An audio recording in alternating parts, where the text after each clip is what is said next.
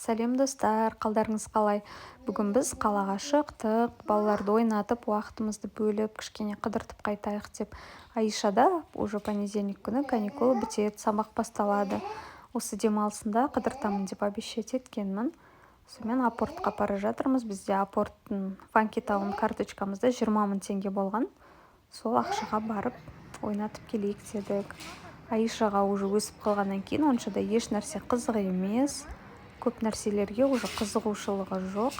Әйтеуір әлі кішкентай, сол себепті ол бәріне қызыға береді. Оны ойнату өте оңай. Папасы екеуі осындай колесо обозрениеге отырды, машинаға, поездға мінді.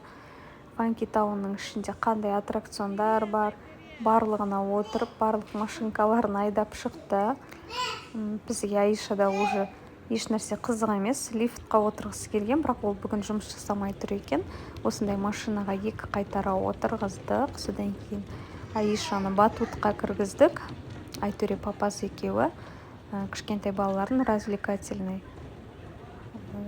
центрына кірді. Ол жақта безлимит екен, бірақ та 1 сағатқа жетпес уақыт қана жүрді. Сонымен қайтарда детский мирға кірдік. Детский мирдан өздеріне бір ойыншық таңдады. Әйтеуір 10 мың теңгеге осындай динозавр таңдады. Сосын тағы да басқа да ойыншықтарды алам деп өзінше корзинкасына салып, оған біз тек қана осы динозаврды алып бердік.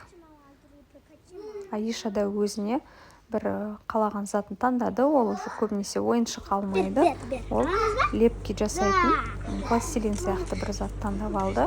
Мына жерде әйтеуір көндіріп тұр, алмай қояйық деп, ол барлығын алам деп тұр. Қинап үстіне осы куртканы кигізіп, тура екен алдық. Көктемге курткалардың бәрі кішкене ескілеу. Садикке барады ғой, сонымен үйге қарай қайттық. Пробкамен осы апорттың алды, Алтын Орда жақ всегда пробка болып тұрады. Үйге келіп, динозаврмен ойнап, қосып көрдік. Ондай қатты жүрмейді, осылай жай ғана жүреді екен. Аиша да өзінің таңдап алған затын ашып көрді. Өте жақсы зат. Бұндай бізде Аишада болған, бірақ өте кішкентайы, осы жолы үлкенін таңдап алды.